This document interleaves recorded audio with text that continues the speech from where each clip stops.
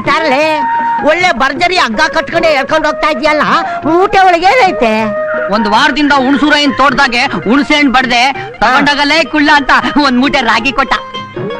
ಕೊಡೋನ್ ಕೊಟ್ಟ, ಒಳ್ಳೆ ತರಲೆ ಮಾಡ್ಕೊಟ್ಟಲ್ಲ. ಅವನೇ ಹೇಳಿದ ಹಗ್ಗ ಕಟ್ಕೊಂಡು ಎಳ್ಕೊಂಡು ಹೋಗು ಅಂತ. ನಮ್ಮ ಅವ್ವೆ ಹೇಳಿದ್ಲು, ಯಾರ್ ಏನೇ ಕೊಟ್ರು ಹಗ್ಗ ಕಟ್ಟಿ ಎಳ್ಕೊಂಡ್ ಬಾ ಅಂತ. ಎಳ್ಕೊಂಡ್ ಹೋಗೋನು ಹೋಯ್ತೀಯ, ಒಸಿ ಹಗ್ಗನ ಉದ್ದ ಬಿಟ್ಕೊಂಡು ಎಳ್ಕೊಂಡು ಹೋಗು.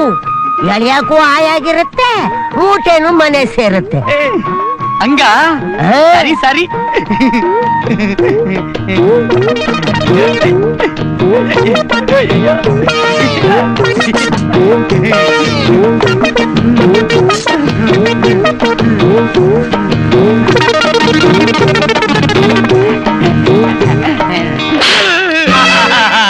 ಹೆತ್ತ ಪುಣ್ಯಕ್ಕೆ ನೀನು ತಂದಿದ್ದು ಕೊಟ್ಟಿದ್ದು ಎರಡು ಸಾಕು.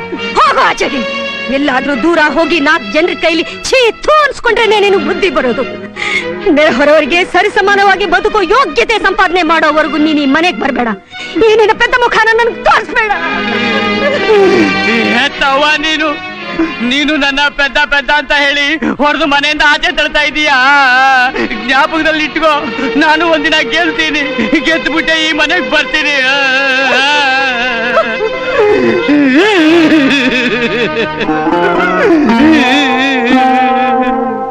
ಅಪ್ಪ